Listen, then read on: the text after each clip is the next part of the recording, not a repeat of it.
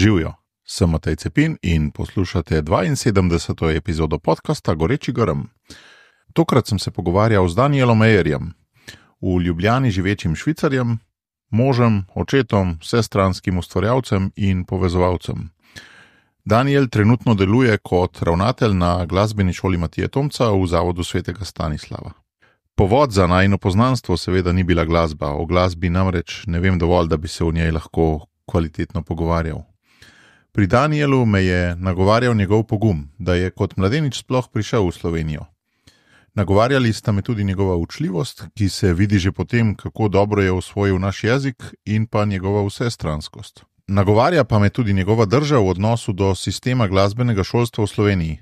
Z izkušnjami od zunaj glasbeno šolstvo vidi drugače kot mi, ki smo v ta prostor že rojeni. Sistem ves čas budno spremlja, kjer lahko ga skuša prenavljati, kjer tega ne more, pa išče priložnosti za sodelovanje z drugimi. No, v podcastu seveda nisva govorila le o glasbi. Presenetilo me je, iz kako težkega okolja v Švici izhaja oziroma s kakšnim težkim nahrbtnikom so povezane njegove korenine. Verjetno se prav zato zaveda, da je ves čas na poti. Zdi se mi, da se ne oklepa ne znanja, ki bo jutri verjetno že drugačno, ne položaja, ki ga jutri morda ne bo več, ni ga strah niti transparentno priznati svojih šibkosti. Za takšno držo mi je v epizodi prišla na misel beseda gnetljiv. Tudi sam si na nekaterih področjih želim več te gnetljivosti. Zdaj pa še ena zelo vesela novica. Zgodil se bo prvi Goreči grm v živo, in sicer v sredo 20. novembra ob 19. uri v galeriji Družina na Krekovem trgu v Ljubljani. Pred mikrofona sem povabil večkratna sogovornika, sestro Andrejo Godnič in pa Benjamina Siterja. Zakaj gre? Z Andrejo in Benjaminom smo v septembru obiskali vseh 6 škofij in v njih izvajali enodnevna usposabljanja, imenovana pastoralni tečaji. Srečali smo se z več stotimi duhovniki in tudi z nekaj laiki, ter se tudi med seboj veliko pogovarjali o tem, v kakšni kondiciji je slovenska cerkev in kam gre. Zdaj od tega dogajanja minevata že 2 meseca, podobe so se usedle in skupaj z vami, ki boste tam, bomo o tem spregovorili v živo. Torej, Goreči grm v živo z naslovom Cerkev na poti kam? 20. novembra ob 19. uri v galeriji Družina. Več informacij najdete v opisu te epizode. Zdaj pa gremo kar v akcijo z Danielom Ejerjem. Že veš, kaj je tvoj edinstven prispevek k boljšemu svetu in kako ga udejanjiti? V podcastu Goreči grm razkrivamo močne zgodbe tistih, ki že živijo svoje poslanstvo, zato da lahko ti najdeš navdih, prepoznaš svoje goreče grme in pogumno stopiš na novo pot. Živjo, Daniel, dobrodošel v Gorečem grmu. Živ Matej, hvala za povabilo. Zelo z veseljem. Prišel si sem v studio na Socialno akademijo, še enkrat prej si pa naredil en tak velik prihod v Slovenijo. Kakšna je bila zgodba tega, ko si prišel v Slovenijo? Kdaj je to bilo, koliko si bil takrat star?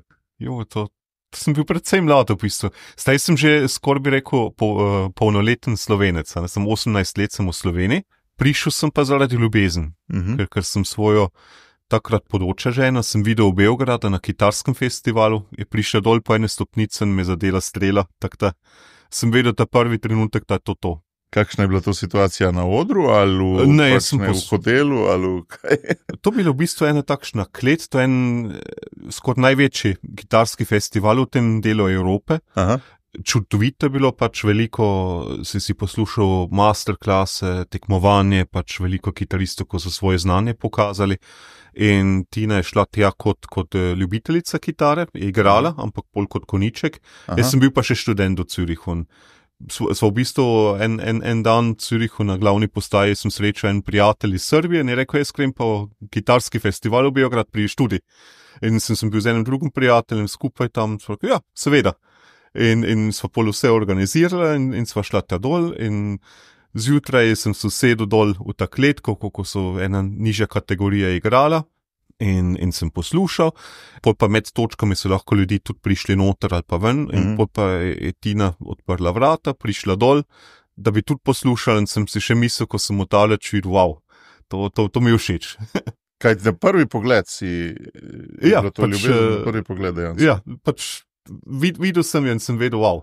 Se pravi, ti verjameš v ljubezen na prvi pogled. Absolutno. Še traja. Še traja, ja. Še drugi, tretji in četrti, vsako jutro. Vsi pogledi. Ja. Ej, koliko časa je pa potem trajalo od tega prvega pogleda do prihoda v Slovenijo? 2 leti knap. Manj kot 2 leti. Ampak prej sta se pa že srečevala, ne? Ja, pač to bilo zjutraj in pa v bistvu Beograd je milijonsko mesto, ne. Pa bil zvečer, bil koncert v katedrali in so bili pa številčene sedeže. In je ona sedla točno za mano. Nisem vedel, kako se to zgodi in sem bil zelo pogumen, sem se obrnil, sem rekel, pač ker sem malo večji, v redu videl ali pa ne, in je ona potrdila, da zelo dobro vidi in to bil vse z mojim pogumom, ne, pa sem se spet obrnil in sem čakal, da se bo začela, pa ona potrkala po rami in sva se začela pogovarjati in slučajno videla vsak dan v tem Beogradu nekako na festivalu. A ja, kljub temu, da to je bilo na več lokacijah ta festival. Ja, seveda. Mislim, sem veliko energije uporabil, da sva se slučajno videla vsak dan, ne. To bil še pred tem časom Facebook pa vse to, ne. Nisi mogel ničesar zamenjati. Ne. A mobilne telefone ste že imeli? Ja, komaj. Ja, glik za glik. Ja. Oziroma, jaz sem ga imel pred 20 leti, ti pa tudi očitno. Ja, nekaj takšnega. Ko sem bil vojak, sem dobil. In pol v bistvu sva se maile zamenjala in tudi telefonske posledično. In se mi zgodilo to, da sem ta prvi mesec, ko sva bila pol skupaj, da sem več rabil za telefonski račun, kot se najemnina v Zürichu. Pa sem se mogel malo biti že narediti in gledati, kako bomo to preživeli. In potem je prvič ona prišla v Slovenijo ali ti v Švico ali ti v Slovenijo? Takrat to bil po Beogradu. April je bil Beograd, v maju nekaj je ona prišla za 1 teden v Švico, da so videla v bistvu, da ti vidiš človeka 3 dni, si pišeš nekaj na maili, se malo pogovarjaš in ugotoviš, da si všeč, a ne? A je to zdaj realnost ali pa ne? Pač, ker je na drugem koncu sveta v bistvu praktično, ne? V teh časih in je prišla in sva ugotovila, to je to. Špila.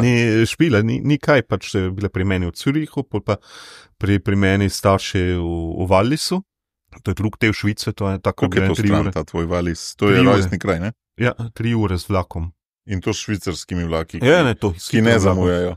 Ki ne zamujajo, ampak so pa hribomezni, tako da je treba malo vink delati. Kamorkoli obrneš glavo, pač so hriben. Tam, kar sem jaz doma, je res srce. Te hribe so vsi tam na višini 3 glava v bistvu.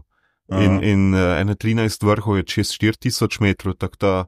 Ampak običajno je ta odločitev Slovenija ali Švica, kadar so taki mešani pari, po mojem vedno pretehta Švica, ne? Pri tebi je nekaj nenavadnega že v tej odločitvi, da bo Slovenija, ne? Za nazaj glede, pa če sem vedel, jaz bom prej diplomiral kot Tina. Tina je študirala slovenščina pa latinščina, jaz sem vedel, da imam še kakšno leto diploma in pol lahko grem. Časovno je hitrejši, če jaz grem. To je prva stvar. Tina ima pa tudi, Tina moja žena, ima mlajše brate pa sestre in se mi zdelo pač, oni so čustveni tudi bolj vezani, kot so moji brate pa sestre, moj brat pa moja sestra. Zato mi je bilo v bistvu jasno, da bom jaz prišel. Druga stvar pač, Tina študirala slovenščina pa latinščino in meni se vedno zdelo, če človek nekaj študira, vsaj pri meni je tako, to mu nekaj pomeni. Pač ti ne študiraš nekaj zaradi tega, ker pač vse drugega ni šlo, pa to vzel, ampak pač, ker imaš svojo strast od tega. In se mi je občutek, če bo Tina šla v Švico, ne bo mogla živeti tale strast. Sem si pa rekel... Jezika, slovenščina. Pač kdo v Švici razen mene se hoče učiti slovenščino. In sem pol rekel, pač glasbo to lahko povsod počnem, učim lahko. Je pa mednarodni jezik. Ja, seveda, pač to se kitar ne dosti drugače igra tukaj kot v Švici. Pa so kakšne nijanse v glasbi, v okusih so najbrž, ne, med različnimi etničnimi skupinami. Glasba je izraz jezika tudi, pač kulture. In kultura, jezik se razvije tudi kot odgovor, naprimer na geografijo. Ko poslušaš moje narečje, to ko gre gor, kot hribe, pa dol v doline pade, pa je trdo, ker pri nas... Skale. Narava, ni nežna narava pri nas, pač je težko preživeti. Mi smo imeli poplave, pač iste kot te ure v Sloveniji. Celo naše mesto bilo pod vode. Jaz sem stal pred valovi, ko so bili 3-krat višji od mene. Kdaj je bilo to? To bilo 94. Aha. Pač velikokrat sem imel zelo veliko srečo v življenju, bi rekel. Ne. Sem hotel nekaj kupiti, ker sem imel glih rojstni dan, en CD, se spomnim, in je bilo celo mesto še poplavljeno in sem direktno iz šole tja tekel, ko bi kupil, ampak tam je bil pa ta center te poplave, ko je reka šla čez most in vse poplavilo. In sem tam en policist vprašal, čuj, kako pridem na drugo stran. on me sam poslal stran, tako da ne vem, kako sem skozi prišel ta noč. To bilo zelo težko tudi s starši, pač, ker mi smo bili 3 otroci, sestra pa braće, in oni dolgo niso vedeli, kje smo mi. Dolgo nisem mogel sporočiti v bistvu, da sem zdrav, da sem dober, jaz sem bil pri eni prijateljici pol celo noč in to šele en dan kasneje smo lahko to očetu povedal. On je imel pa tudi celo, on je bil novinar za nacionalni radio in je skozi mogel govoriti v bistvu o te katastrofe in sam pa ni vedel, kaj je z lastnimi otroci. Wow. To je imel kar tudi čustveni izziv.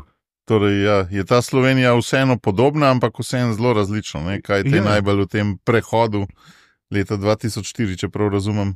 2004 sva se spoznala, 2006 sva se poročila, ja. Ja, kaj te je najbolj zaznamovalo oziroma kaj je bilo najtežje? Jaz si tako predstavljam, da si veliko stvari mogel resetirati v svojem življenju, ne?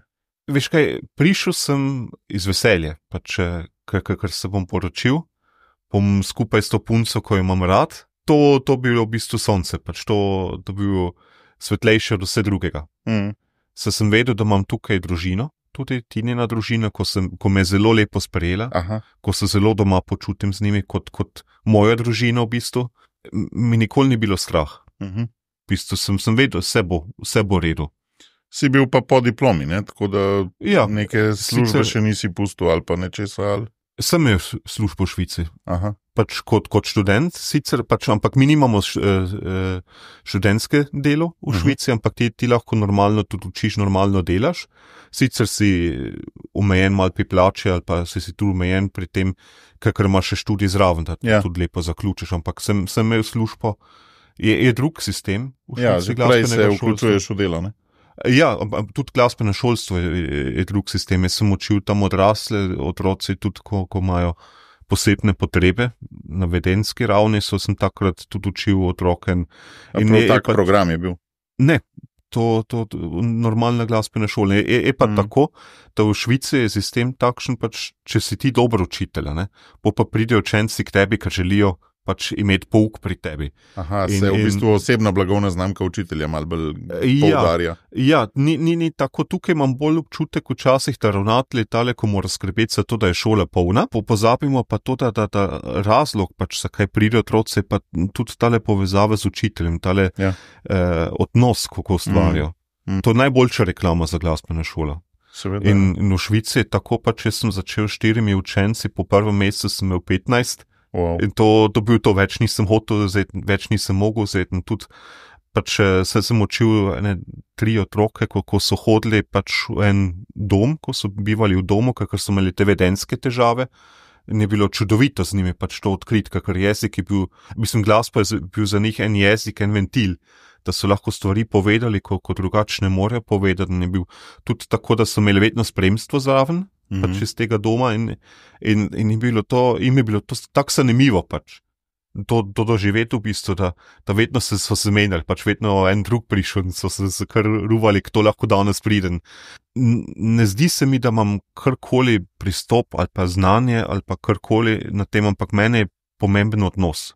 Odnos, ko ga gradim s učencem, zaupanje in v bistvu to ti nosi pouk, iz tega lahko pol čudeže.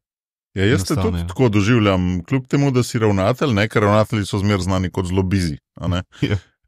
Kljub temu, da si ravnatelj, te doživljam kot vedno pripravljenega za pogovor. Vedno odprtih rok čakaš na sočloveka, se mi zdi, no? Tako malo te salezijanske karizme, Don Bosco. Čudež življenja, to je povezovanje, pač to in tudi cerkev. Cerkev zame je prostor srečanja, ne prostor zidov. To je tudi to, kar me fascinira v zavodu v bistvu Svetega Stanislava, ker v bistvu imaš vse enote. Imaš vrtec, osnovno šolo, gimnazija, dijaški dom, ko bivajo otroci, pa študentski dom, pa po bistvu glasbena šola, ko to vse bi povezovalo v bistvu. Koliko je tukaj še enih sinergij možnih, ne? Absolutno. To govoriš, ne? Ko sem videl tale razpis eno jutro, pač sem se zbudil, odprl Facebook, tako ko mi moški delamo, pač to preden greš na WC, še sam pogledaš, kaj se dogaja, ne, ko budilko gasniš. Lovec, ne? Lovec mora vedeti, se mora razgledati, kje je, ne? Tako je, kaj se dogaja. Kje je kakšna zver. Kakšen tiger okrog. Ja.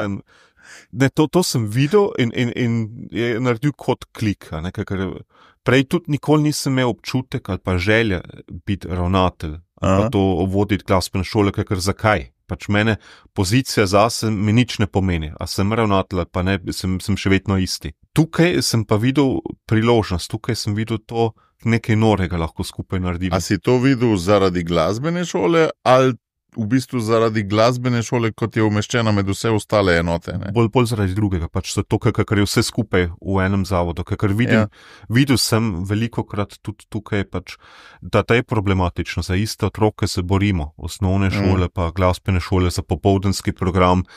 V bistvu je polju središče ni otrok, pač to, da lahko najboljše naredimo za tega otroka, ampak to, kak pa na film svoje šole, pač vse te boje, vse te všečnosti, ali pa samo všečnosti, ko v bistvu tukaj nimajo prostora, kot učitelj ne moreš sebe dati na podest.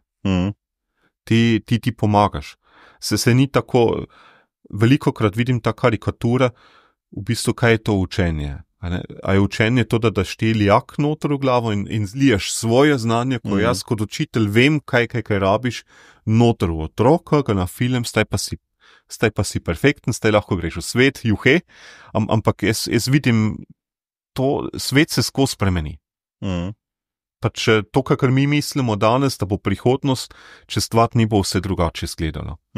In kako lahko pripraviš otroka na to, kaj bo prihodnost? Na to prihodnost, ja. To rabimo, to, da so otroci fleksibilni, da imajo otroci strastjo, pač to, da čutijo en plamen v sebi in da so pripravljeni pač se spremeniti, se razviti. Goreči grm. Tako, ja. Ampak ti z Zavodom Svetega Stanislava si bil že prej povezan, ne? Ja, to je bila moja prva služba, ko sem prišel v Sloveniji. Kaj si pa delal? Kot študent sem učil kitaro, ne? A še tudi tukaj si bil študent v Sloveniji? Ja, ker nisem znal niti besede slovenščine, ko sem prišel. In si vseeno Ja, mal sem šel 2 tedna na poletni tečaj in pač Tina, žena mi je veliko pomagala tudi, pač s tem, da sva se začela pogovarjati tudi s družino. Mal si že prej tudi, ne? 2 leti se učil? Ja, tudi mal je tak priložnost, ampak pač to, ko si pol noter v kontekstu, v bistvu to ti ful pomaga. Veliko besed, pol mimo grede se učiš. Jaz se sistematično nisem učil slovenščine, jaz sem to vse pač tako, kot se otrok tudi uči. Ampak kako ti rata ohraniti take možgane z otroško prožnostjo? Mislim, saj vem, da nisi tega sam naredil, ampak kaj se ti zdi, oziroma po koliko časa si recimo bil, da si se udobno počutil kot učitelj kitare? Jaz sem se vedno udobno počutil. Mislim, zaradi jezika? Tudi zaradi tega. Ker pač vsak od nas nisi imel nekih manj vrednostnih kompleksov? Ne, nikoli. Pač, jaz vem, kot človek ti imaš svetle strani, imaš pa tudi temne stvari, pač imaš šibke točke. Ja. In takrat je bilo pač slovenščina še neklih tako razvita, kot mogoče zdaj. In to nikoli ni bilo nekaj, kar sem hotel skriti. Pač sem to priznal, lej se učim. Jaz sem otrokom rekel med poukom, ti meni pomagaš pri slovenščini, jaz pa tebi pri kitari. Win-win, a ne? In so se dobro počutili, ne? Ja, absolutno. Pač in se to... Ampak otroci velikrat tudi zasmehujejo, ne? Tako kaj? Ne, nikoli. Niso? Ne, veš takaj, ker sem bil iskren. Pač to sem se jim odprl. In sem jim... Vse sva se hecali, tudi malo tako, ampak pač, ko so oni videli, pač, da me ne morejo raniti, ali pa karkoli, pač, da to pač same ni faktor, pa tudi za njih ni bilo faktor. In se ta slovenščina skozi razvila, pač tak ta ljudi so pol mislili, sem jaz, kakšno slovensko je živel v tujini, pač, ko družina šla kot otrok in se mečkam vrnem. Pa... Koroški Slovenci imajo malo podoben naglas kot ti. Ja, mogoče, ampak nima pa moj R, a ne? Ja. In pa so mislili, jaz sem slovenski študent, ko sem šel v tujino študirati, pa ti naenkrat rekla pač, da ljudi staj na cesti ne slišijo več, da nisem Slovenec, ampak to si misli, sem prizadet Slovenec, ker tako neumne napake naredim. Ja. To misli kot kompliment, a ne? Ja. Ja, in pol pa je šlo tako daleč, da štejem pa po nemško, ker mi hitrejše gre. Sem štel trgovine, mislim v Merkurju je bilo, sem kozarce štel in me pol prodajalka sam pogledal z velikimi očmi in rekel, vi znate pa dobro nemško. Sem rekel, ja. Še boljš kot slovensko. Takrat sem bil ponosen. Počaščen. Ja. Kaj si pa potem še vmes delal v službe? Prva je bila kot učitelj kitare na Zavodu Svetega Stanislava, pa si pa kaj še v Sodražci nekaj delal? Ali kaj si ne, pol je bilo, pač to sem delal kot študent. A si bil skozi v glasbenih šolah? Ne, pač zadeva je tudi ta, ko sem prišel iz Švice, sem mal finančne rezerve tudi sabo prinesel, seveda, ker sem vedel, da bom šel, sem pač se pripravil. Ja, samo denar, ne, kaj boš... Ja, ne, ampak pač tudi imam odgovornost, če se poročiš, jaz moram skrbeti za svojo družino. Tako je, veš, švicarske banke pa to ne, seveda bo... Ja, seveda bo kaj sabo prinesel, kaj sira, pa čokolado, pa še kakšen denar, ne. To so švicarski produkti. Sam te Švicarje imajo tako radi svoj denar, da ga ne rad delijo. A ne, tako da niso me nič sabo dali. Sem si mogel vse zaslužiti tudi, a ne. Ja. Ampak to tudi v bistvu ni problema, s tem sem odraščal, jaz sem skozi delal. Sem delal kot 12-letnik, sem delal na kmetiji cele poletje. Sem si hotel pol električno kitaro kupiti, ker kulsko, ne. In pa sem videl, da imam dovolj za električno kitaro, sem še podaljšal za en mesec, zaradi tega, ker sem očevalc še hotel imeti. Pa sem delal v trgovino za računalnike, ko sem zastavil računalnike. Pri 12 si delal 3 mesece poleti? 2 mesece poleti, ja. A se da to v Švici? Še vedno legalno? 8 tednov smo takrat imeli pač poletne počitnice. Če se da legalno pri 12 letih v Švici delati? Ja, child labor pa to. To bi kot summer job, rečemo tem. Ja. Pač, to... Se da, nekaj v Sloveniji se po mojem da pri 12 summer joba. Ja, mislim... 15, mislim, da je v Sloveniji meja za... To moraš računati, to je leta 92, ja. Sem še precej star. Takrat tudi v hribih pol ne gleda se stok na te stvari, pač to si pomočnik, pač po mojem to davke tudi nismo plačali za to, ampak gre za doživetje tudi pač. Kaj si pa še v Sloveniji počel, tam so ostala? Ja, v Sloveniji to... Saj sem imel tudi svojo krizo tukaj na začetku. Ne. Sem delal 1 leto kot študent v zavodu, in pa sem ugotovil pač s študentsko plačo, jaz družino ne morem preživljati, da rabim drugo službo še. In sem prošnje poslal, okrog 52 prošnje za službo, pač na razpisano, sem dobil 9 odgovorov, negativnih. In to je bilo še pred finančno krizo, ne, očitno? Ja, je bilo 2-8. Pač sem doživel to, kaj to pomeni biti tujec tudi. In mi je bilo to res težko, ker vedel sem pač učenje, to moja strast. To pač tudi vezano malo na sistem, kako sem ga doživel v Švici, pač ko sem šel na akademijo. Ko smo mi šli, ta prvi dan na akademijo, je prišel dekan in imel govor za nas. In je rekel pač, lejte, če mi kot akademija izobražujemo slabe soliste, to ni noben problem. Te bojo igrali 3 koncerte, pa svet pozabil na njih.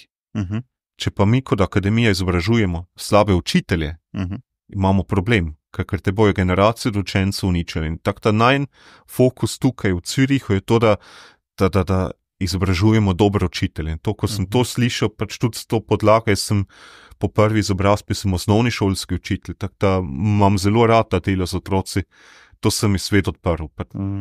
Sem se lahko odločil, mi ni treba, da sem jaz virtuozni koncertni kitarist, lahko sem virtuozni učitelj in se lahko za to odločim, z veseljem, iz sebe, ne zaradi tega, ker sem bil, če sem bil preslab za odr, pa moraš pa iti učiti ali pa tako, to absolutno ni ta občutek, ker tudi staj jaz koncertiram imam to rad, pač to, kar se ustvari skupaj s publiko in to, ko si na odru, pač to skupen jezik, ko se razpleta, pa vsak koncert je drugačen, to čudovito, ampak to razviti vsaka ura z učencem, to, da gre ven, to, ko sem tukaj v Sloveniji, s tem vedenjem, pač da sem dober v tem, kar delam.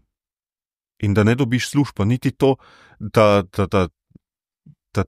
vidijo, da si preslab ali pa karkoli, ampak to, da ne dobiš priložnost, to mi je zelo bolelo. Jaz sem nekaj začel delati za firmo od mojega brata, ko je bila v Švici, to, da smo imeli nekaj za preživeti. Čist nekaj drugega, za hotele, yield management. Gre za dinamične cene na trgu, kako pri letalski karti, ko jo kupiš, pa če je jutri druga cena kot danes, se isto zgodi s hotelskimi sobami in to smo kot servis v bistvu ponujali manjšimi verigami ali pa posameznim hotelom in to še danes mu dobro laufa. In pač to sem delal zraven in sem bil, pač s Tina so se glih usedli na eno pico v Parmi, v Ljubljani, te fajn dobre pice in sem na glas razmislil, kaj pa, če bi jaz šel v Švico delati čez teden, pa pridem čez vikend sem nazaj domov, pač ker ne dobim šanso tukaj niti, da bi kaj delal. In ta trenutek kliče ravnatelj iz Ribnice in vpraša, a sem še vedno na voljo. On bi me pa rabo za naslednjo šolsko leto. Sem rekel, seveda, gremo v to. Ribnice je vsem bližje od Švice, ne? Ja, sej mi to ni bilo pomembno. Ma reče je pa tam, ne, po oddaljenosti. Jaz sem mislil, da znam slovensko, pa pol sem ugotovil, da ne. Da ribniško ne znaš. To, ko imaš občutek, da vse zaprto, pol se ti nekaj ena vrata odpre, sicer moraš pol skozi hoditi. In to pol tudi od tebe vedno zahteva, pač to dodatne effort, pač da sem šel z busom vsak dan v Ribnici v službo, sem bil ta prvi, ko bil v službo zjutraj, s čistilko skupaj, sem delal gor, sem vadil v sobi, pa učil cel dan. Ja. Jaz ne hodim v službo samo zaradi tega, da naredim kljukice. To sem naredil super. Zdaj pa noge gor, pa če hodim v službo, ker hočem pač sebe dati, celega. To nekako bi rekel tudi dvorezni meč. Ker to pomeni tudi, da lahko grem čez svoje meje v tem, pač da gorim za nekaj in ne znam se ustaviti bolj. Pač tam vse sebe noter pozabim na okolje, pozabim mogoče tudi včasih na družino takrat, če sem se vse to mogel naučiti. Pozabim nas, na telo, to mi telo tudi povedal, sem ga preslišal, dokler mi ni odpovedal, ko je rekel, lej čuj, tako pa res ne gre več naprej. Sem imel odstop mrežnice na enem uču, dvojni. Ta prvi sem spregledal, ta drugi pa ni bilo več možno spregledati. Ko mi telo rekel, da je bremzaj. Poglej, kaj je pomembno. Koliko pa si delal takrat pred tem? Ja, takrat sem delal 100%, sem učil v glasbeni šoli. Sem imel svojo DO, ko smo odprli pol skupaj s takratnim ravnateljem. Ko smo en software razvili za glasbene šole, smo bili s tem programom tudi najpodjetniška ideja na financah in dobro funkcioniral. Zadeva, pol pa sem hodil še tukaj na akademijo, ker sem izdelal, nisem hotel sam sedeti doma in čakati, da pride kakšna služba, ampak se izobraziti, pač naprej se učiti, jezik se učiti, pač specifični jezik za kitaro. Koncerte sem igral, sem še vedno pač za brata te stvari delal. In prvi sin se rodil, tako da sem sam še 4 ure na noč spal, celo šolsko leto. Pol ta zadnji šolski teden je bil pa konc. Pa iz katere misliš, da potrebe si to vse počel? Si šel tok čez svoje meje?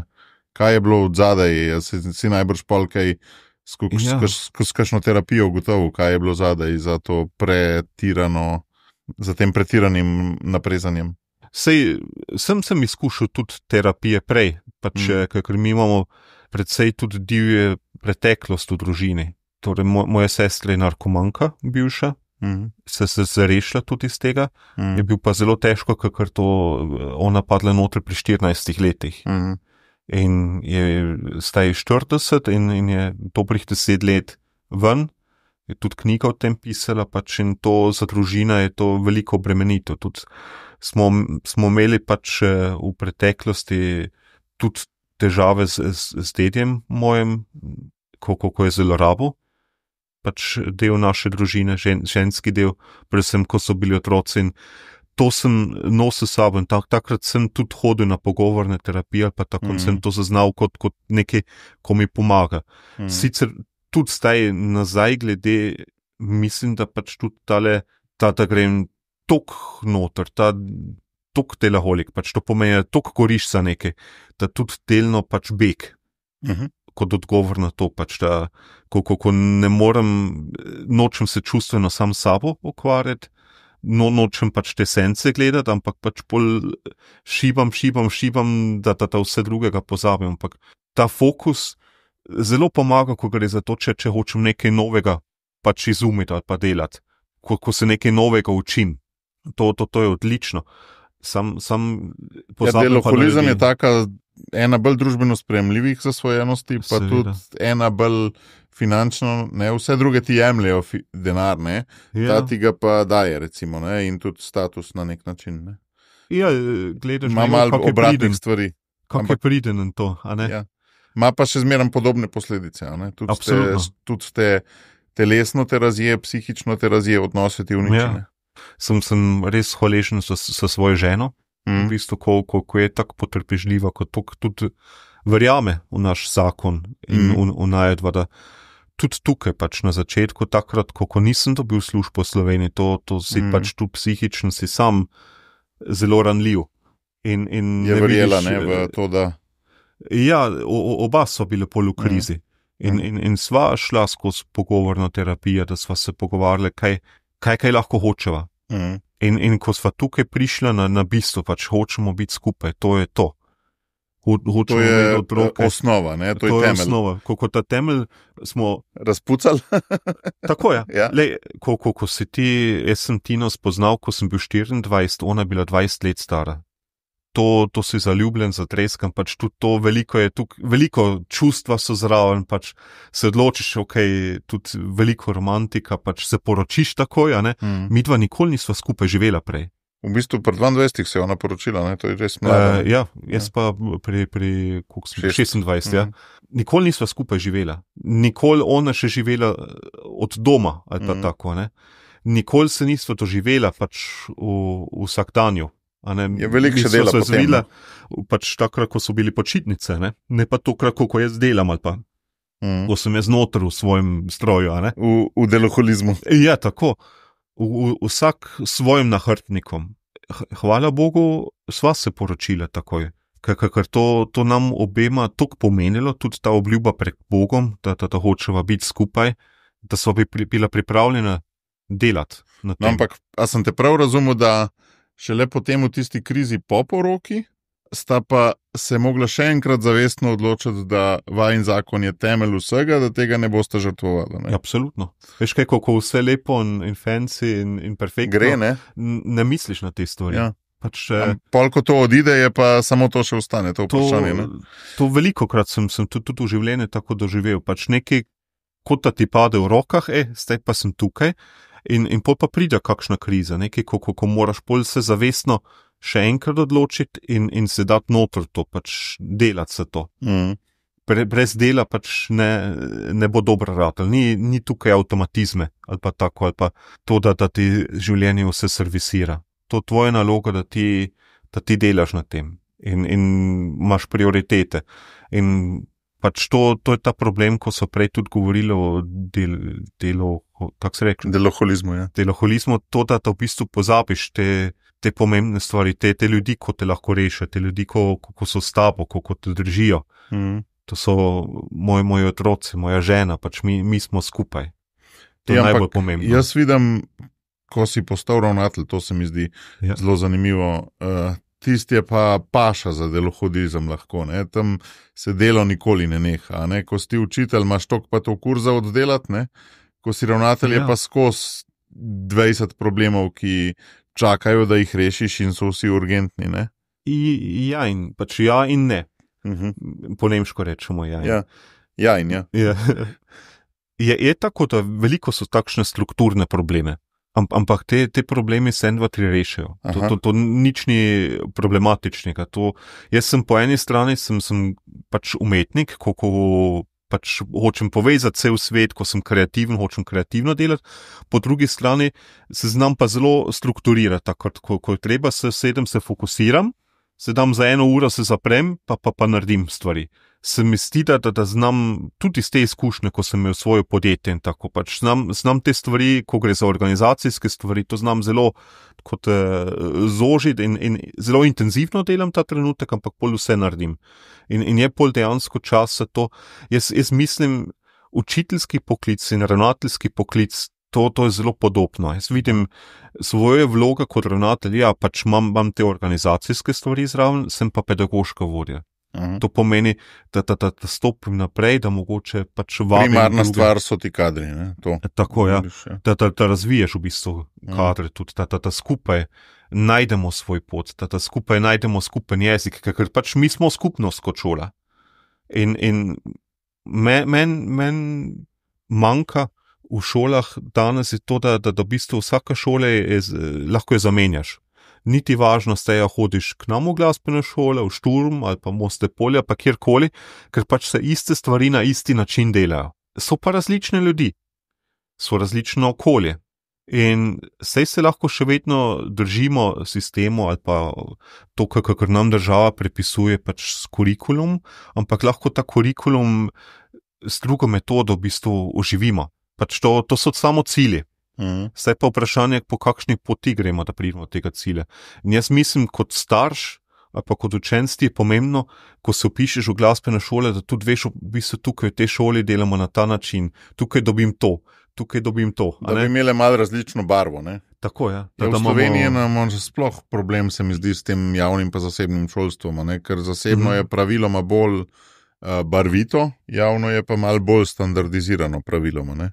Tudi tukaj je odgovor, pač tukaj govorim kot Daniel Ejer, ne pa kot ravnatelj, to sam hočem poudariti, da to ni mnenje v bistvu zavoda, ko tukaj zastopam, ampak moja osebna mnenje. Jaz se bi želel tudi v zasebnih šolah, da grejo še bolj po tej poti. Imam veliko prijateljev, tudi ko imajo svoje zasebne glasbene šole, ampak je vseeno sistemsko, je zelo podobno tega, kar vidimo v državnih šolah. Imajo pa tukaj res možnost, da bi eksperimentirali, da bi iskali nove poti, ker pač sistem je še tudi precej star in je tako, da bi bilo takrat mogoče pisano na kožo otrokom. Tukaj v Sloveniji, ko je bil cel tale sprememba, da ratali samostojno državo tudi in pač kako gradimo svojo državo, kaj rabimo od državljanov. Danes je populacija druga, pač to, kar sem prej tudi rekel, pač ne gre več samo za to, da v bistvu nafilamo s podatki otroci, pa to, da znajo pač perfektno odigrati pač Bachova fuga, tako kot posnetek, ampak tudi za to, da jih pripravimo na svet, ker če smo iskreni, 98% teh naših otrok, če ne 99%, ne bo profesionalni glasbenik. Im lahko glasbo in ukvarjanje sam s sabo in s inštrumentom in s telesom lahko veliko to prinese. Ma neke druge učinke, ne primarno akustične, ne? Ja, absolutno delovni način, pa to kreativnost, ne, ko v bistvu tudi v prihodnost ti pa službo da v tem smislu, ker si agilen, ker si fleksibilen, ne zato, ker če si znotraj svojih podatkov in svojih merilih, pa si v redu, pa vse, kar je ven, ni v redu. In sem si vedno želel pač, da zasebna šola še en korak lahko tle gre. Ja. Enkrat si mi govoril, da te indikatorji vpisa v slovenske glasbene šole kar upadajo, ne? In da so zdaj že tudi ravnatelji zaskrbljeni. Nekaj so manjše generacije, nekaj so tudi malo manj zanimanja za staršev za vpisati otroka, ne? In da se bo ta kriza čutila, ne? Se dejansko čuti. Tukaj je problem to, pač, da moramo, mi vedno mislimo, ko je nekaj javnega, da to večna stvar. Da to stoji in pač to je dobro, tako kot mora biti. Služba je varna. Tako, če si pa ti pač ekonom ali pa podjetnik, ti veš, da moraš v bistvu tudi produkt skozi prilagoditi. Ti veš, da moraš poslušati svoje stranke, ker stranke niso tukaj samo zato, da ti pač nafilajo z denarjem, pa v redu ime vseeno, kaj kupiš, pač dan danes ljudi gledajo, pač kupijo bio, ali pa pač pride tvoj krompir res iz Slovenije, ne pa iz Španije, ali pa tako, pač vsak ima svoje faktorje, ko so jim pomembne. Sam tukaj v glasbenem šolstvu se ta sistem pa ne tako prilagodi. In je tako, da starši dan danes vejo, pač, ok, če moj otrok se ukvarja z glasbo, to ima posledice za njegove možgane, pač lahko se lažje uči druge stvari, je v bistvu dobra stvar, da gre v glasbena šola. Po drugi strani pač starši dan danes so bistveno bolj zaščitniški do svojih otrok, ne. Bi rad tvoj otrok srečen, za vsako ceno praktično, ne. In vejo pač tudi, jaz sem hodil v glasbene šole, mene ni bilo všeč, nočem, da ima ta izkušen moj otrok. To pač vezan na sistem, pač vsakeč, ko ti postaviš sistem, imaš tudi en fokus, kaj hočeš doseči s tem. Tukaj v Sloveniji imam občutek, da bi ideja to podobno kot pri športu, ker če pogledamo športe, Slovenija nima dosti prebivalcev, pač 2 milijona pa malo, a ne? Imamo pa izjemne uspehe pri športu. Na Kitajskem ni tak problema takšne ljudi dobiti, pač ti cela masa puščaš skozi filter in bo še eden prišel ven, ne? V Sloveniji tega si ne moramo privoščiti, pač moramo vsakega razviti do maksimuma. In to tudi ideja, ko je za glasbenem šolstvu, da isto probamo narediti tukaj. Da cel kurikulum je v bistvu tako postavljen, da boš ti na koncu profesionalc. In to v bistvu solist. A nekaj, ker imaš tudi solistično tekmovanje, temsik za otroke, pol cela srednja glasbena šola, pa akademija, vedno ciljaš na to, da boš ti vrhunski glasbenik imel na koncu. In zdaj... Podobno je pri športu, ne? Podobno pri športu. Če si star, 16 let, pa nisi dovolj visok, v košarki te pač odpišejo, ne? Tako. Ne moreš jo trenirati na dobri ravni. Ja. Nimamo v Sloveniji tudi ta rekreativni šport za otroke praktično. Ko se mi zdi zelo škoda, pač zelo hitro... Mislim, za otroke je še, po moje, pol za mladostnike, ne? Ja, tam se neha nekako, ne? Pri glasbi pol tudi in to klih to, kar nočemo doseči, ker te otroci, ko hodijo v glasbene šole, naše naloge je tudi to, da jih pripravimo za to, da grejo radi poslušati koncerte, da se skupaj dobijo, da imajo svoje skupine, skupaj muzicirajo, pač to je za kulturo, za države, to noro pomembno. Ampak če se sam fokusiramo na špico, je to težko. Jaz osebno mislim spet, da dober učitelj zaznava to, če je učenec res talentiran. Drugače v drugih državah, ko nimajo isti sistem, ne bi imeli dobre profesionalci. In da temu otroku pol daš to, kar on rabi. Mi moramo pa gledati, če sistem postavimo to, da v bistvu širino tudi pokrivamo. A ne? In zdaj trenutno vidim v glasbenem šolstvu to, da je manj upisa, ker pač naša konkurenca niso samo pol zasebne glasbene šole, ampak to so tudi računalniki, mobiteli, pa vse športe, pa tako, ali pa da se malo učiš na piano dusterju, klavir igrati, je to, a ne. To je ena stvar, a ne, da nam manjkajo učenci, ker pač ne znamo jih več dobro nagovoriti. Druga stvar je to, da nam manjkajo učitelje. Če imamo mi sistem kot cilje na profesionalcev in jih manjka, bo pa nekaj narobe šlo. Tudi Če sem malo provokativen, je to, kar velikokrat slišim, je to od kolegov, Slovenija ima najboljši glasbeno-šolski sistem v Evropi, če ne na celem svetu. Mi radi to mislimo zase, ja. Ja, ne, dajmo razmisliti naprej, če je to res, a ne? Če si ti država v krizi, kot Nemčija, ko imajo povprečje v Nemčiji hodi 2 leti pa pol v glasbeno šolo otrocem, pa se spisuje in gre naprej. Če ti kot država itak še investiraš denar v glasbeno šolstvo ali pa to, se je v tvojem interesu, da to je najboljši možni način, a ne? Če pa ti veš, ta moj sosed ima pa najboljši sistem na svetu, pa ga kopiraš, a ne? Pa vsaj probaš te najboljše dele ven vzeti, pri sebi implementirati v svoj sistem, da to pol tvojega tudi dobro rate. Ampak se to ne zgodi. In pa se moramo pol vprašati, za koga je pa pol to najboljši sistem na svetu, a ne? In tukaj sem zdaj v tem, da razmišljam.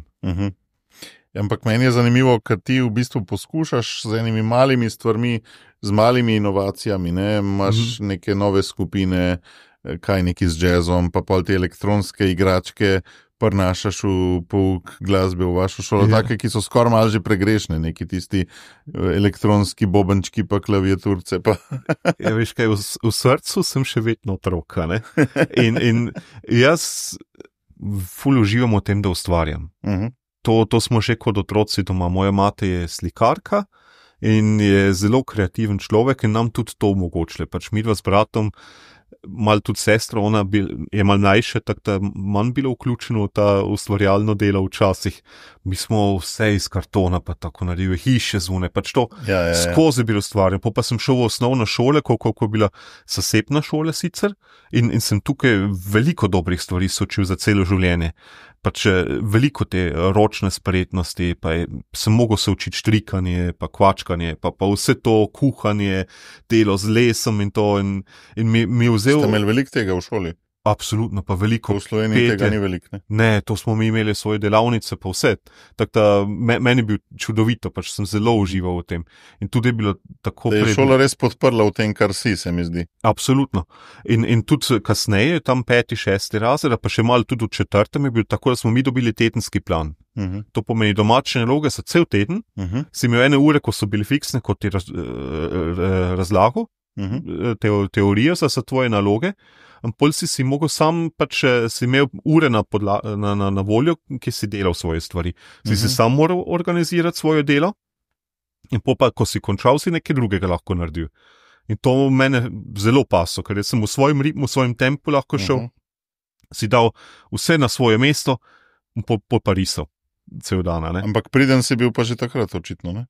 Ne, mislim za te stvari, ko so me zanimali. Aha. Si bil dober učenec ali nisi bil? Tam, ker sem hotel, ja.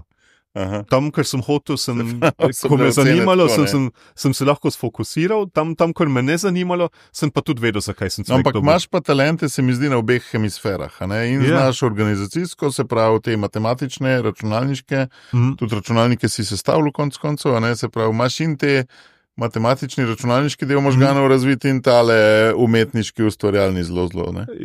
Se vsak od nas ima očeta pa mami, a ne?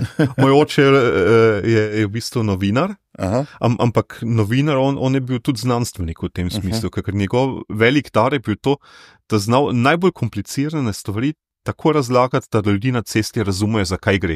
Ko je v bistvu smisel tudi novic pa tako, da ti dobiš informacije na ta način, da razumeš. Da ti jo nekdo predela, ja. Ja, on je odličen matematik, pa filozof pa tako in zelo strukturiran človek, tako da sem to mogoče od njega podedoval, od mame pa to, da iščem, da si kreativc, a ne. In imam to, jaz zelo rad strukturiram zadeve, to mi zelo pomaga, tudi vizualiziram, tam v kontekst in pa kreativnost mi pa pomaga pri tem, da iščeš naprej. Da iščeš, da nekaj novega vidiš in veš, kam moraš to v bistvu zraven sestavljati. Ti, kako se je pa oblikovala v vsej množici teh idej tvoja poklicna identiteta, ker že rekel si, ne, da si imel 3 poklice, ne? Najprej razredni pouk, potem si rekel, da si bil na etnologiji, potem akademijo, že v Švici, ne? Kako si iskal, kako si odmetaval, kdo si, kdo nisi? Kako si se zdefiniral oziroma kaj te je zdefiniralo? To spet ni fiksna stvar, v bistvu identiteta, imam občutek. To se skozi razvije. Ko nekaj novega odkrivam, pač me tudi to zelo nagovori. Tako, ko si prej omenil tudi pač te moje igračke tehnične, ko uporabljam pol za glasbeni pouk, pač ta trenutek odkrivam še bolj, pač ko so zdaj takšne možnosti, ko prej jih ni bilo. Moje poslanstvo je v bistvu to, da sledim srcu, da se probam poslušati in pol vse drugega se razvije. Pač jaz sem, če tako smem povedati, sem bil najbolj srečen v bistvu v tem času gimnazije. Zakaj? Zaradi tega, ker sem dobil inputov iz toliko različnih smeri. Si imel malo jezike, se učiti, si imel fiziko, psihologija, didaktika, pa drugo še tudi pač, ker sem bil osnovni šolski učitelj, smo imeli še več tega ročnega dela, to šivanje in to, plus dela z lesom, pa šport, pa vse to. Mene to zelo všeč, pač da dobim inputov iz... Prav res si bil v času gimnazije to je bilo najbolj srečno obdobje tvojega življenja. Tako intelektualno, tako se razvit bi rekel, ja. Ker jaz sem zdaj, ko imam hčer na gimnaziji, v bistvu ob njej doživljam, da meni je bilo pa to najbolj smotano obdobje.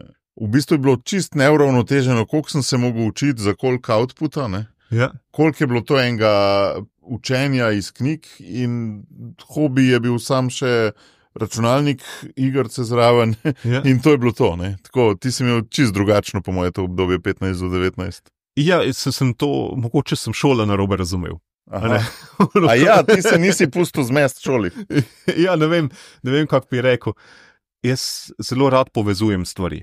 In sem dobil tam občutek, da dobim material za povezovati v šoli. Tudi takrat sem se znal zelo fokusirati. Ne? To, kar po eni strani je to zelo pač dobra stvar, po drugi strani pa spet pač pozabiš pol na vse drugega okrog tega.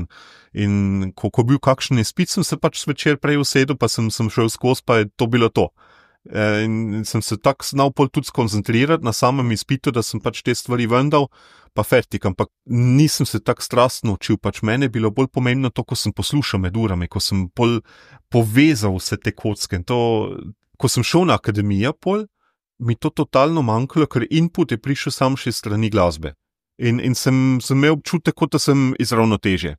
In sem pol rabo svoje projekte in vse te stvari, ko zraven delam, sam zato, da v bistvu spet najdem svojo sredino. Meni to zelo moti, če sam gre v eno smer. Kot da rabaš vedno več različnih prav strok.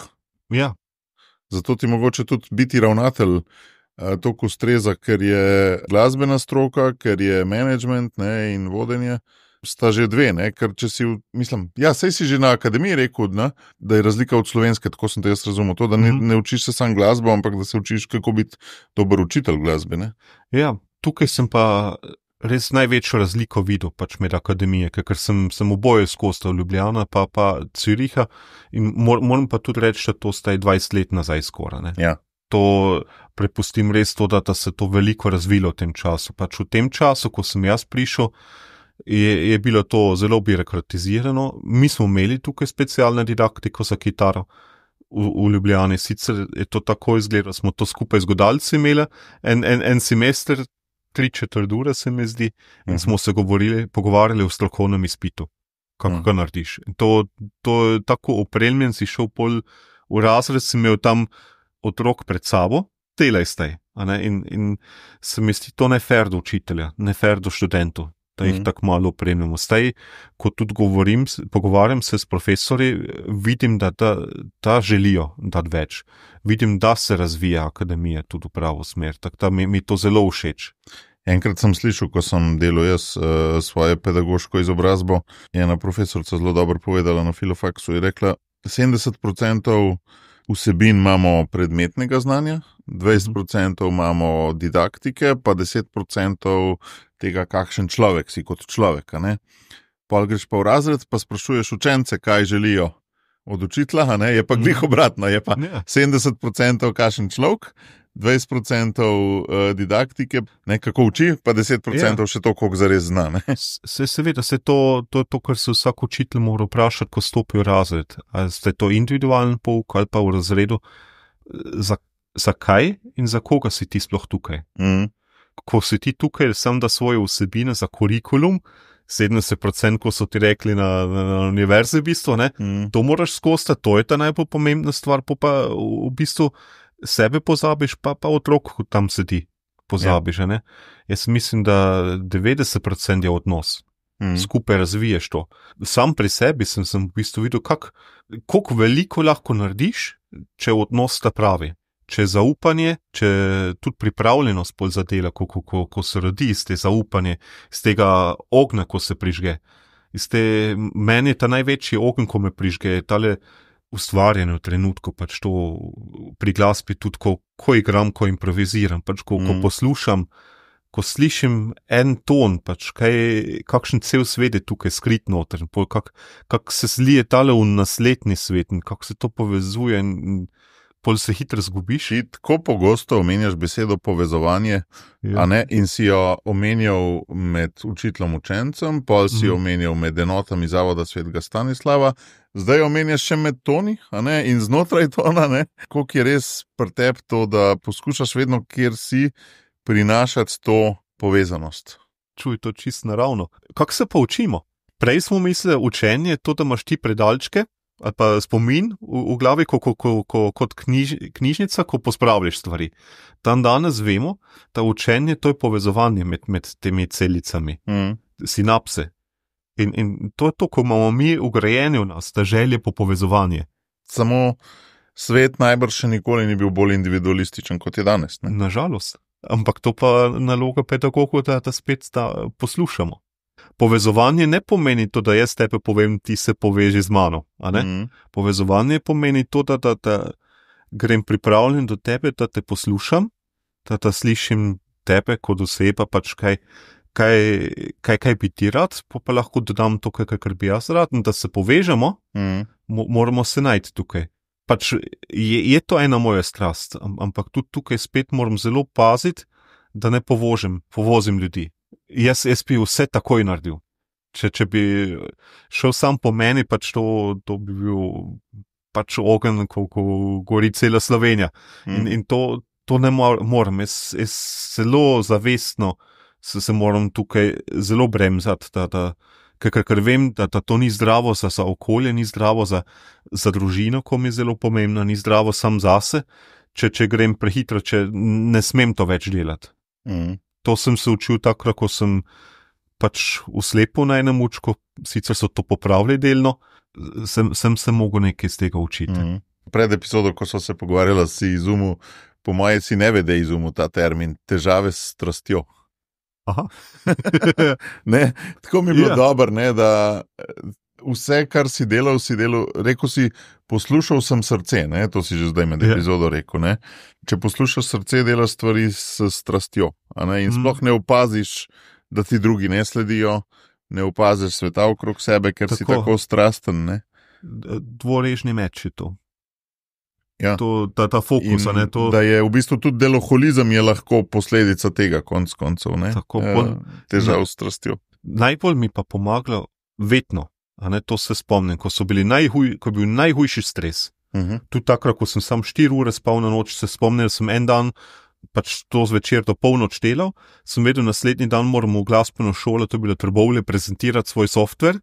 Sem pa gotovil, da brat, ko je programiral, ena napakica naredil in cel sistem je porušil, tako da nič ni več delal. Sem vedel, naslednji dan moram to prezentirati, brata pa nisem več dobil na telefonu, sem vedel, to moram ga poklicati, preden grem na pot do Trbovlje, da lahko to zrihtamo do tja. In sem bil res v hudem stresu.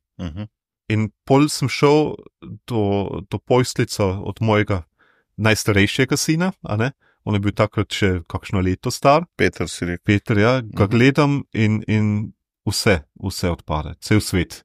Se je razdaril in sem bil miren. Ob božičnem prizoru. Ja, ne, sem njega vidim in sem srečen.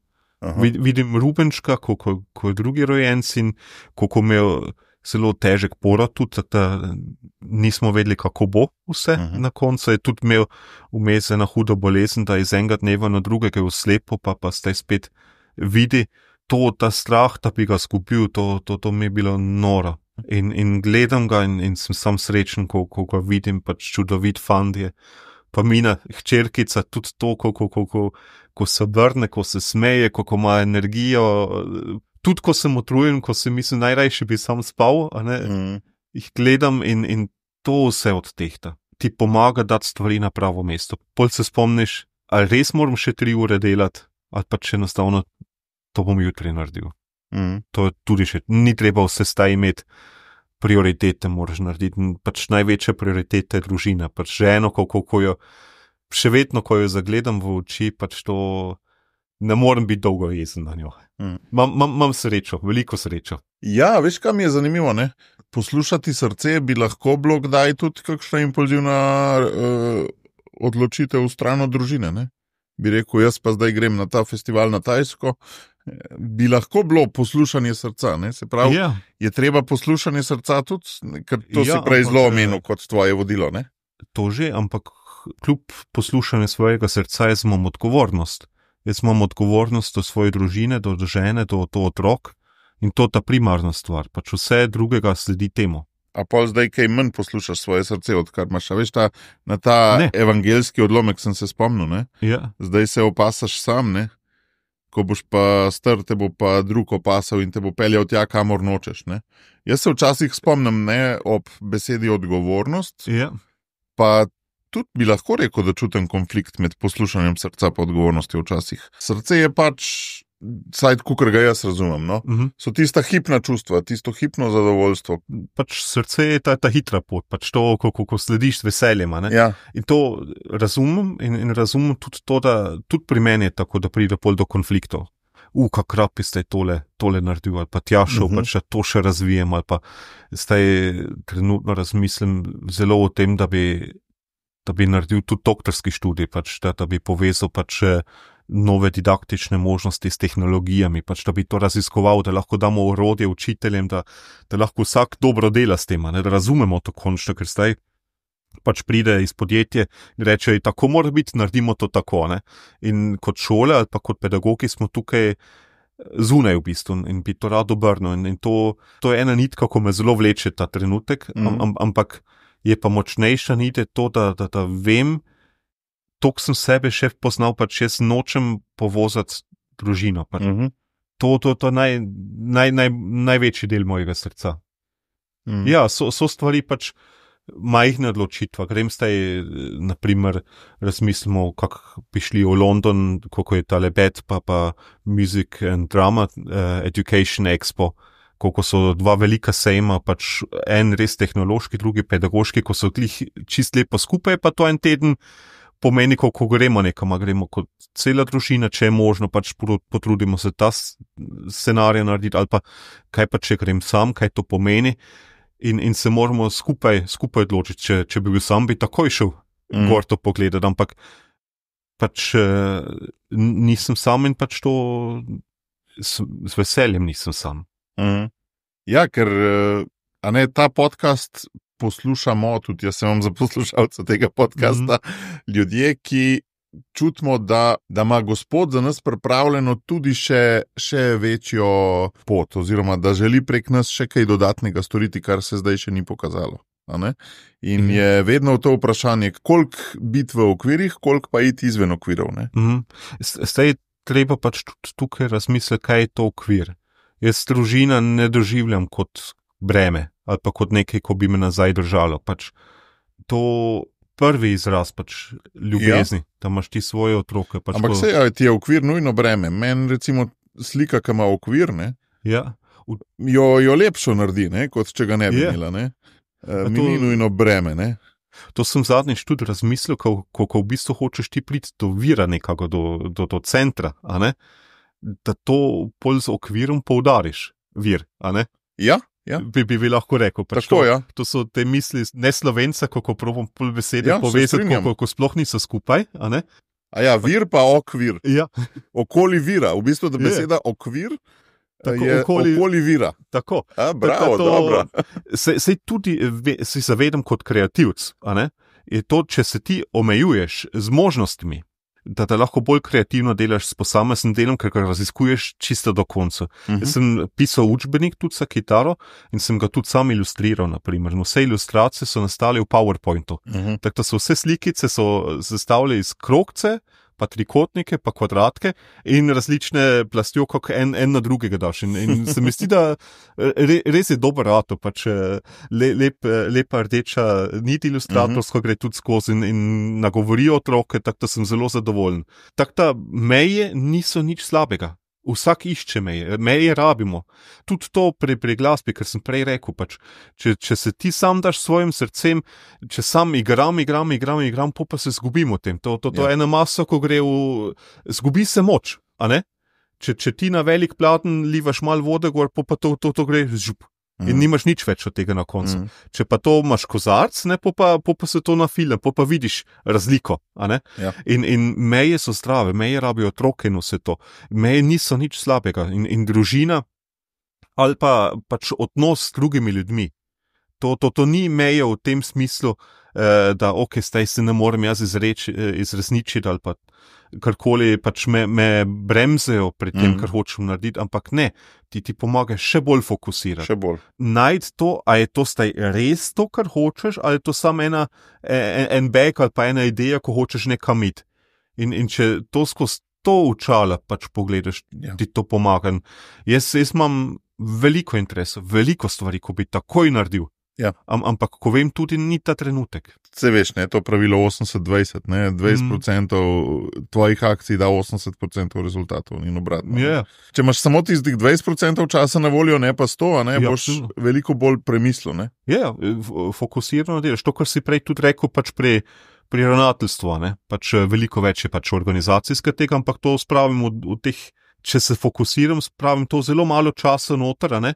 Da v bistvu tale pač šola stoji, pa funkcioniram, pa lahko res probam poslušati sodelavce, probam z njimi skupaj razviti v bistvu šolo. Pa meni je fascinantno pri tebi to, kako si gnetljiv, no? Ker si tudi rekel prej, ne, pri otrocih se ne posmehujejo tvojemu jeziku, če si iskrena, ne? Tudi pred epizodo smo se pogovarjali, da pač svoje šibkosti je treba povedati transparentno, ne? In jih izhajati iz dobrih točk in vedeti, da si še v procesu učenja. Ne? To mi je fascinantno, ta tvoj res tak avtentičen pristop k vseživljenjskemu učenju. Se smo skozi na poti.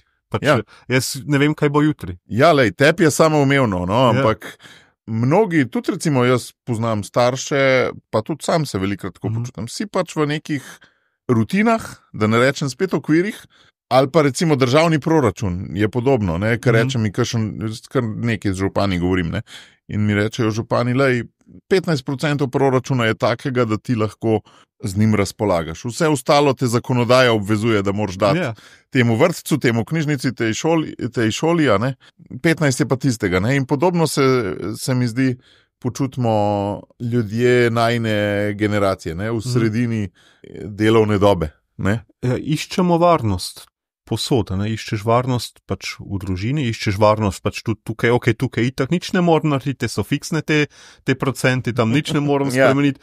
Mi imamo pač kurikulum v glasbeni šoli, to pa ne moram spremeniti, pač, in to ne sme biti izgovor. Pač meni se življenje toliko spremenil, pač zdaj, ko gledam tudi nazaj, kaj smo imeli, pač to, kar sem ti prej rekel, pač to z dedijem, sestro, koliko bila narkomanka, pač to, da greš pol študirati ali pa živeti v tujini. Včasih je pač treba tudi spustiti ta varnost, a ne? In biti pogumen, ta korak narediti. Moram pa reči, da jaz imam sebe kot siheraš. Jaz se zelo udobno počutim, ko sem tudi služba, pač ko je tako lepo fiksirana, da mi tam ne treba skrbeti, ampak pol pa tudi pride včasih te trenutke, ko si razmisliš, a je to še zdravo zame ali pa ni zdravo zame, a je to zdravo za okolje, ni zdravo za okolje. Kako se moram spremeniti, pa stopim iz te cone udobje. Viš kaj, mogoče si ziheraš v tem, da določene stvari ne bojo fiksne v življenju, ne? Ampak zmer imaš pa tistih 15% ta ustvarjalnih, po mojem. Ne? Tistih 85% fiksiraš, ne? Zato, da so zihar, da lahko tistih 15 pol ustvarjaš, ne? Ali z otroki, ali kot ravnatelj, ali s temi dodatnimi igračkami, ali s pogledovanjem, s doktorskim študijem. Ne? Tako, kot smo rekli prej, to so te zdrave meje. Pola, ne, ko ti pomagajo tudi fokusirati, ko pol veš, ok, tukaj tam lahko tole zraven. Mogoče še za zaključek. Veliko ljudi, s katerimi se pogovarjam, tudi vidi svojo preteklost kot omejujočo za to, kaj lahko danes dosežejo. Recimo, ne vem, oče je bil alkoholik in te to res zaznamuje za celo življenje. Ne? Ti si tudi to imel, če sem prav razumel, a ne, zlorabe v generaciji tvojih staršev in vseh tet, ne, potem v tvoji generaciji, potem vse te psihoze, narkomanske stvari, druge oblike zasvojenosti. Ko si mi govoril to zgodbo, se skoraj zdi, kot da si pobegnil iz Švice, da si lahko šele tukaj zares zaživel brez teh spon, ne? Pa najbrž ni bilo tako, ampak vendarle nekaj, kaj si ti lahko sam naredil, da si se teh okov, teh povezav, teh spon vendarle osvobodil, ne? Jaz se nisem zavedal, pač ta trenutek, tudi ko sem prišel pač iz Švice v Slovenijo, da bi bilo to lahko beg. Če nazaj gledamo, lahko bi to videl tako. Sicer imam občutek, pač itak smo mi vsi rezultati svoje preteklosti, pač vse odločitev, ko smo sprejeli, in jaz ne žalujem za nobeno odločitev, ko sem sprejel, ker jaz si zavedam to, da ta trenutek, ko sem jo sprejel, je bilo to najboljša možnost izmed mnogimi. Ampak se pol odločiš, pač to pomeni, ti greš ena pot, druge poti odpadejo. Kasneje, ko pa vidiš, da to mogoče ni bila najboljša smer, lahko še vedno znova se odločiš, pa greš po drugi poti. Jaz vidim svojo preteklost v tem, da te to v bistvu naredi močnejše. Ne iščem izgovorov, pač nisem takšen pa takšen zaradi tega, ker se nam tam zgodilo. Jaz imam občutek, da sem imel čudovito preteklost, čudovito otroštvo tudi. Moja sestra, ko je bila narkomanka, je imela čisto isto otroštvo, pač iste starše, iste situacije, isto okolje. Ampak se pri njo tako izrazila. Je pa pot nazaj našla in smo lahko srečni z njo. Ta pot, ko je izbral moj dedi, pač on tudi, če gledamo še en korak nazaj, on je bil tako v revni družini, da on ni mogel živeti starši, so ga dali naprej pač v francoski del Švice, ko je on delal na kmetiji. Nikoli ni govoril o tem. Pač to, veliko teh otrok so umrli, so imeli nesreče, se reče, ne? So jih pa zelo rabili, so jih pa uničili totalno. Ne? In to je imel v sebi tale težo tudi. Ne? In ta teža pol tudi svojim dejanjem dal na naslednjo generacijo. Ne? Ja. Tudi moje sestri, moja sestrična, pač jaz sem pol tudi takrat sem tudi razmislil, kaj lahko naredim, da jaz tega nahrbtnika, ta težko stvar ne dam svojim otrokom naprej, da ne oni to tuče nosijo, tale tabu, da imajo eno bolečino, ko niti ne vejo, odkot prihaja. In sem si zavedal zase, da edina pot do tega, da to nehamo, je to, da opravičem. Pač, da sem šel do dedja, sem mu rekel, da ti opravičujem, to pač ne vem odpuščam, ja, kar je bilo, ne vem točno, kaj je bilo, pač spirato se to tukaj konča in smo v bistvu prek tega prišli od tega. Na začetku pač to ni tako, da enkrat odpuščaš in pol pa je konec, ampak se moraš vsak dan znova odločiti.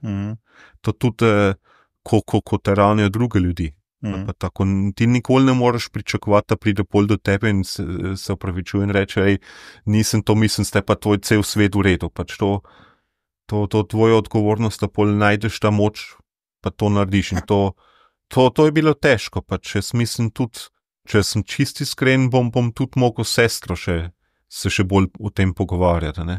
Najbrž je bilo tebi lažje odpustiti, ker nisi bil neposredno zlorabljen, si bil samo posredno. Tako, ja. Jaz sem pač videl to, pač pri mami pa pri sestri, kaj ima to za en vpliv pol na osebnost, kako so podrti, pač zlorabljen sem bil v tem smislu, da bi bilo zaupanje zlorabljeno. Ta človeka, ko imaš skoraj na podestu, ker pač dedi je dedi, to nekaj posebnega. In predvsem on je znal vse narediti, pač stroji, pa z lesom, pa tako hiše gradil, pa vse pač tako fascinantno, totalno. Zgled, absolutno, in pol pa kar naenkrat ni več. In to, da ima te dve obrazi, pač en kot monster, en pa kot človek skupaj dati, to je izjemno težko. In to tudi zdaj, pač, ko mislim na njega, pač se moram tudi skozi spomniti, da hočem to opuščati, pa tudi mislim, pač sestra moram v tem smislu govoriti, ker o tem še nikoli nismo se pogovarjali, pač ne zdaj ta zgodba z dedjem, ampak to z mamili ali pa tako, da ona ve, da smo bili skozi tam. Ampak jaz sem bil že dolgo v Sloveniji, ko ona nehala. Ona ni mogla priti na poroko zaradi tega, teh mamil. Ne vidim pa tega, kot da bi bilo to karkoli kriv, da nekaj ne morem narediti. Je pa to lahko izziv, da se s tem ukvarjaš, pač od tega lahko rastemo. Pač, tudi vem, da eni lahko imajo ful večji nahrbtnike, ko imam jasen, da to lahko tudi veliko težje. Bolj neposredno, no, imaš pa ti kar veliko nahrbtnikov, ne? Ja. Veliko manjših nahrbtnikov imaš, eni imajo enega velizga, ne? Ja, jaz vidim pa tudi, če smem to ne vem, kako na glas se to pove, ali pa sme povedati tudi v Sloveniji, da vsi skupaj imate ena raztrganost kot država zase. Ko vse te stvari, ko je bilo po vojni ali pa v vojni svetovni, kaj se tukaj zgodilo in vidim, pač ker sem zunajni, pač nisem tukaj pleten, zdaj, ko delam tudi v zavodu, sem veliko tega si prvič zavedel, da se to zgodi, ampak mi da toliko odgovorov na stvari, ko vidim zunaj. Na politične zadeve pa to, ne? Pa še sam to, kako čutiš ena raztrganost, nekaj nezaupanje včasih, pač ena raztrganost, ena napetost, ko je kot v zraku včasih. In je to en velik nahrbtnik, ko mora enkrat država se lotiti, pač to narediti. To se ne naredi s tem, da se krivca išče, ampak to, da pač obe strani odpuščajo. Ej, res sem ti hvaležen za to, da te je Slovenija dobila. Pred tolikimi leti, 20 ali pa 18, kakor vzameva. A smem samo eno stvar še povedati, ko sem se zdaj spomnil, ko si to rekel. Povej. Strah mojega očeta, ko sem se jaz poročil v Sloveniji, je on rekel, pač ta prvi trenutek razmisli, ti šmen, zdaj bom pa zgubil sina. Sin bo šel stran, nimam ga več tukaj. In je rekel, pol je odkril, ne, čuj, jaz sem celo državo dobil. Jaz sem cel svet dobil s tem, da je on šel tja, imam zdaj tam dom tudi. Koliko lepo, da zna to presešt. In bi rad pol tudi glih o tem, kaj je dom, kaj je doma. To zelo rad citiram en regi pevec iz Švice, en velik filozof, in on je imel pesem in pravi tam noter, doma, to ni mesto, ampak občutek. Se počutiš doma. In jaz se počutim tukaj doma. Lepo. Jaz se tudi ob tebi zelo doma počutam, bi lahko kar govoril tako, eno tako sprejetost tudi komuniciraš ves čas, res predstavljam si te, vizualiziram te, čeprav nimaš zdajle, imaš sklenjene roke, ampak te vizualiziram z odprtimi.